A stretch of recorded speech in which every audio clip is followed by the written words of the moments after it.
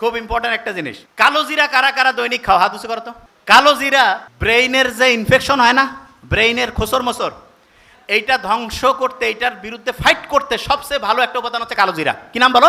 তোমাকে বলছিলাম খেয়াল আছে, ব্রেইনের মধ্যে এক রকমের পানি আছে, এই পানিটা সবচেয়ে পছন্দ করে এরকম একটা উপাদান হচ্ছে মধু।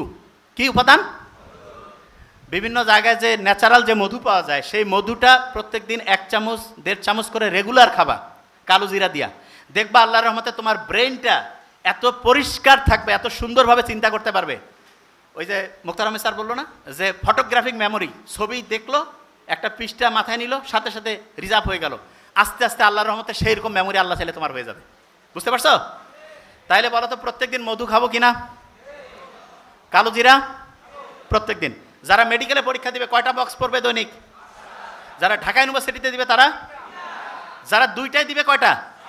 6টা। 2টায় দিলে 6টা। আচ্ছা, হঠাৎ করে মেজাজটা গরম হয়ে যায়, মাথাটা একটু খোঁচর মোচর করে, আসে না এরকম অনেকের? ওই সময় একটা কাজ করবা, সেটা কি বলি? ওই সময় খুব সহজ কাজ, সেটা হচ্ছে কি জানো? চোখ বন্ধ করবা। করো করো, করছো? চোখ বন্ধ করে চিন্তা করো যে তুমি যে জায়গায় চান্স পাইতেছ সেই জায়গায় চান্স পেয়ে গেছো। চিন্তা করো তো, ভালো লাগতেছে? আচ্ছা, একটা জিনিস বলি, পরীক্ষার হলে অনেক সময় খেয়াল পড়ে না, তখন চোখ বন্ধ করলে পড়াটা মাথায় আসে না। কারণটা কি জানো? চোখ হচ্ছে আমাদের প্রায় 80% সেন্স, মানে আমরা আমাদের ব্রেইনের যে খরচ 80% চোখ করে। কে করে? শোনো, একজনের চোখের দিকে তাকাইলে বোঝা যায় না সত্যি বলতেছে না মিথ্যা, এ ভালো চাচ্ছে না খারাপ, বোঝা যায় না? বলে না চোখটা মানুষের মনের যে প্রতিচ্ছবি, সেটা চোখের মাধ্যমে প্রকাশিত হয়। তোমার একটা পড়া মনে আসতেছে না, তার মানে ব্রেইনে যে জায়গায় পড়াটা রাখছো সেই জায়গা থেকে নেটওয়ার্ক ঠিকভাবে কানেকশন পাচ্ছে না। কানেকশন করার জন্য অনেক সময় তুমি দেখবে হঠাৎ করে তোমার বাসায় কারেন্ট লো ভোল্টেজ হয়েছে বা কারেন্ট চলে গেছে, তখন আমরা এরকম করি না, কিছু কিছু জিনিস বন্ধ করে দিয়ে ফ্যানটা আর যেটা খুব প্রয়োজনীয় সেটা চালু রেখে অন্য সব বন্ধ করে দেয়, যে ভোল্টেজটা একটু ঠিকভাবে এটা পাও। ঠিক তেমনি করে তোমার ব্রেইনের ভোল্টেজে তখন কম বেশি হয়েছে, এই ভোল্টেজটা তখন কিভাবে আসবে? ঠিক চোখ বন্ধ করছো না, তখন এই শক্তিটা তো খরচ আর হচ্ছে না, তখন ও খুঁজতেছে পড়াটাকে, এবং পড়াটা খুঁজে আলহামদুলিল্লাহ চলে আসলো। আরেকটা জিনিস দেখবা, হঠাৎ করে তোমার একটা পড়া মাথায় আসতেছে না, দেখিও পরীক্ষার হল থেকে বাড়ি হইছো, ওই সময় মাথায় আসছে, হয়েছে এরকম হয় না? আচ্ছা, অনেকে কবে এটা কেন হয় বলি একটা জিনিস, ব্রেইনের একটা অসাধারণ বৈশিষ্ট্য হচ্ছে কোনো প্রেশার নিতে চায় না, প্রেশার নিতে চায় না।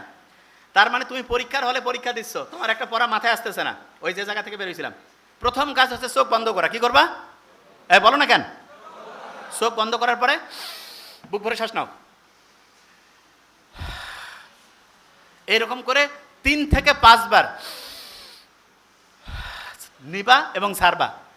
ওই সময় ব্রেইনের যেই জায়গাটায় তথ্যটা রাখছিলা সেইটার সাথে নেটওয়ার্কিং ব্যবস্থাটা স্ট্রং হয়ে যাবে, দেখবা যে ইনশাল্লাহ মাথায় চলে আসছে। আর যদি না আসে তখন ওই প্রশ্নটা একটু রিজার্ভে রাখবা, রেখে ওই জায়গাটা ফাঁকা রেখে অন্য জায়গায় হচ্ছে পড়া শুরু করবা, অন্য জায়গায় লেখা শুরু করবা, এবং করার পরে হঠাৎ করে দেখবা চট করে মাথায় চলে আসছে, হয় না? হয়, তখন ওই জিনিসটা লিখবা। ক্লিয়ার? আচ্ছা, অনেক স্টুডেন্ট আছে ওর পড়া কিন্তু মাথায় থাকে না, কয় ভাই আমি অত ভালো স্টুডেন্ট না, বলে না এরকম? কার কার আছে পড়া সহজে খেয়াল থাকে না? হাত উঁচু করো তো। আচ্ছা, কোনো সমস্যা নেই, আলহামদুলিল্লাহ, এটা ভালো।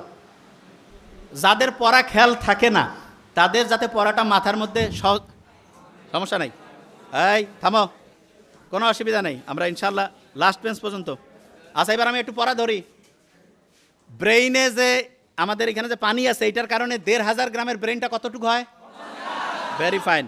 মেডিকেলে যারা পরীক্ষা দিবে দৈনিক কয়টা বক্স পড়বে? যারা ঢাকা ভার্সিটিতে পরীক্ষা দিবে কয়টা বক্স? যারা 2 জায়গায় দিবে 6টা। আচ্ছা, এইটা জিনিস কি কারো খেয়াল আছে যে ওই যে একটা আর্টিকেল যে ছাপানো হয়েছিল সেখানে বলছিল ব্রেইনে এমন 5টা উপাদান দরকার যেটা থাকলে ব্রেইনটা ফ্লো স্টেটে যায়, কথাটা ঠিক আছে? ফ্লো। আচ্ছা, নামাজ পড়লে কি ফ্লো স্টেট পাবো কি পাবো না? নামাজ পড়লে ফ্লো স্টেট পাবো। আচ্ছা, আমরা যদি হচ্ছে অন্যের প্রতি রাগ হই তাহলে আমাদের ব্রেন কি ফ্লো স্টেটে যায় নাকি ধ্বংসের দিকে যায়? যখন রোজা রাখি তখন কি ব্রেনটা ভালোভাবে কাজ করে না খারাপভাবে? আচ্ছা, আমরা যদি অন্যের প্রশংসা করি ব্রেনের জন্য ভালো না খারাপ? মায়ের দিকে যদি আন্তরিকতার সাথে তাকাই ব্রেনের জন্য ভালো না খারাপ? আচ্ছা, নামাজের পরে আল্লাহ বলছে না যে কাজে বের হয়ে যাও নামাজের পরেই, তাহলে নামাজের পরে যদি আমি কাজের মধ্যে চলে যাই এটা কি ব্রেনের জন্য ভালো না খারাপ? আচ্ছা, সকালে যখন আমি ঘুম থেকে উঠি আমার ব্রেইনে ওই সময় কিন্তু হচ্ছে ওই যে ফ্লো স্টেটটা তৈরি হয়। কোন স্টেট? Flow state. এই ফ্লো স্টেটটাকে আমরা আলফা স্টেটের সাথে মিলাইতে পারি। আলফা কি নাম? আলফা। ওই সময় 1 ঘন্টায় 5 থেকে 10 ঘন্টার পড়া যায়। 1 ঘন্টায় 5 থেকে 10 ঘন্টা। আচ্ছা, ফজরের নামাজের পরে ভোর 5টা-6টা থেকে যদি আমি সকাল 8টা-9টা পর্যন্ত 3-4 ঘন্টা পড়ি, প্রায় 20-25 ঘন্টার পড়া হয়ে যাবে। কতক্ষণ? এই বলো না কেন? আর রাত জেগে পরে কারা কারা? একটু হাত উঁচু করো তো। রাত জেগে? আচ্ছা, অল্পজন, আলহামদুলিল্লাহ। শোনো, রাত জেগে যারা তোমরা পড়ো, এই যে লাস্ট বেঞ্চ, এইটা তোমার ব্রেনের জন্য খুব ক্ষতিকর। ব্রেনের জন্য কি ক্ষতিকর? তাহলে তোমরা আমাকে বলো তো, তোমরা যারা অসাধারণ স্টুডেন্ট হইতে চাও তারা কি রাত জেগে পড়বা না ফজরে নামাজের পরে ওই সময় পড়বা? ফজরের নামাজের। আচ্ছা, যারা অসাধারণ স্টুডেন্ট হইতে চাও তারা কি অন্যের উপর রাগ হবা কি হবা না? অন্যের কি সমালোচনা করবা নাকি হচ্ছে প্রশংসা? মা বাবার সাথে ভালো সম্পর্ক না খারাপ?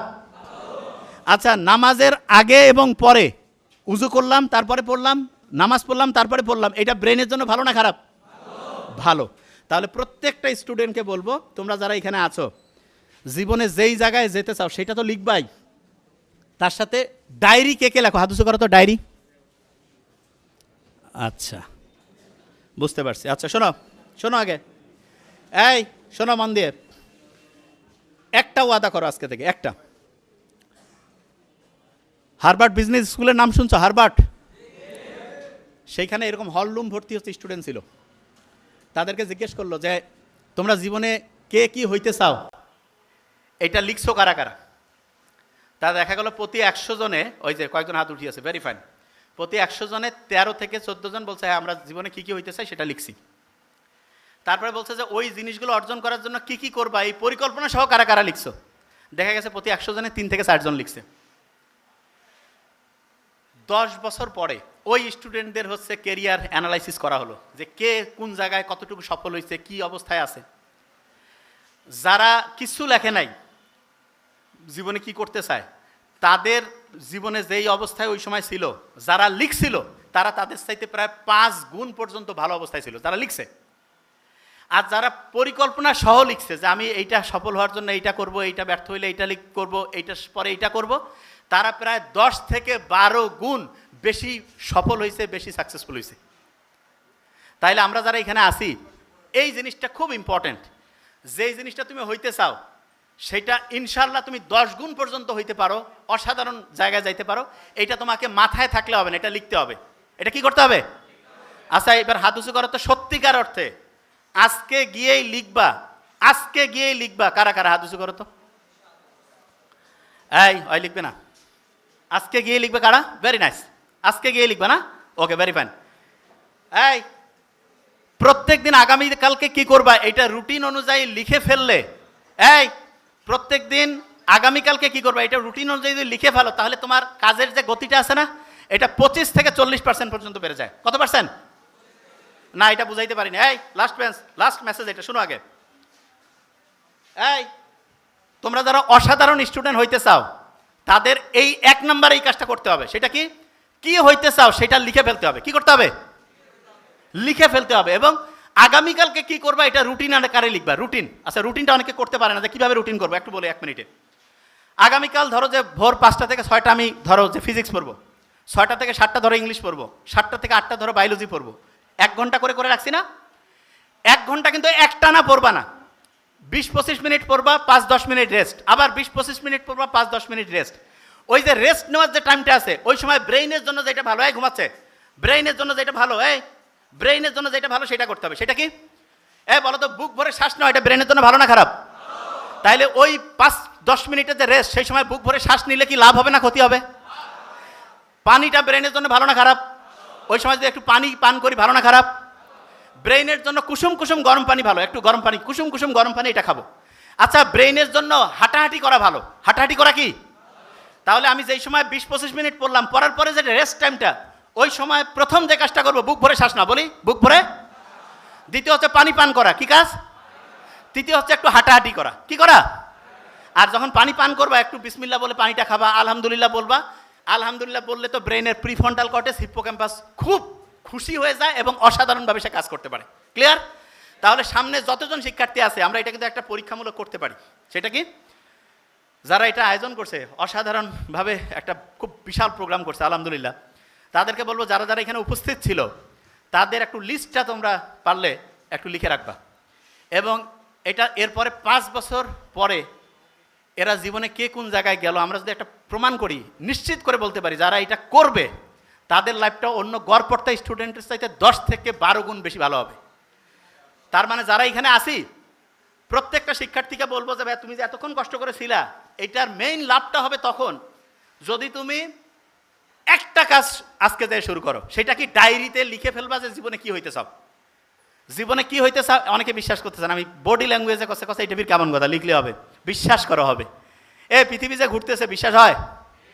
কই দে, অনেকে মূর্খ লোক রিক্সাওয়ালা বা অন্য যারা জিজ্ঞেস করে কয় ভাই মাথা খারাপ হয়ে গেছে, কই পৃথিবী ঘুরে? কারণ আর মাথায় এটা আসবে না, পৃথিবী ঘুরতেছে কই কিছুই তো দেখি না, কয় ভাই আপনারা মাথা ঘুরে, এরকম বলবে। তা তুমি লিখলে সফল হবা, এটা কি বিশ্বাস করো? এত আসতে লিখলে সফল হবা না ব্যর্থ হবা? যদি সফল হইতে চাও তাহলে তোমার পরিকল্পনাটাকে লিখবা কি লিখবা না? লিখবা। আচ্ছা, প্রত্যেকে ডায়েরিতে লিখে ফেলবা এবং শোনো টার্গেটটা বড় করো।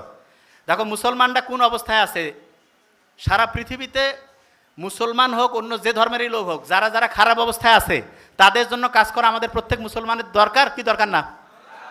তা তুমি অন্যের জন্য কাজ করতে চাইলে তোমাকে আগে শক্তিশালী হইতে হবে না দুর্বল? তুমি যদি শক্তিশালী হইতে চাও তাহলে তোমার ব্রেনটা কি শক্তিশালী বানাইতে হবে না দুর্বল?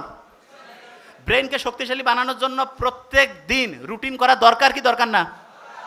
বড়দের সম্মান করব, ছোটদের স্নেহ, মা বাবার সাথে ভালো সম্পর্ক, আর রাগ হওয়া, অন্যের সমালোচনা করা, অন্যের সম্বন্ধে হচ্ছে খারাপ কিছু বলা, এগুলো থেকে বাদ দিয়ে প্রত্যেকটা দিন যদি রুটিন করে আল্লাহর উপর ভরসা করে যদি চেষ্টা করি এবং প্রত্যেক ঘন্টায় গ্যাপ দিয়ে দিয়ে যদি পড়ি, আর ওই সময় যদি পানি খাই, বুক ভরে শ্বাস নেই, একটু হাঁটাহাঁটি করি, ইনশাআল্লাহ এখানে যারা আছে আমরা বিশ্বাস করি সারা দুনিয়ার মধ্যে সবচেয়ে সেরা সেরা মানুষগুলো আমরা এখান থেকে পাবো।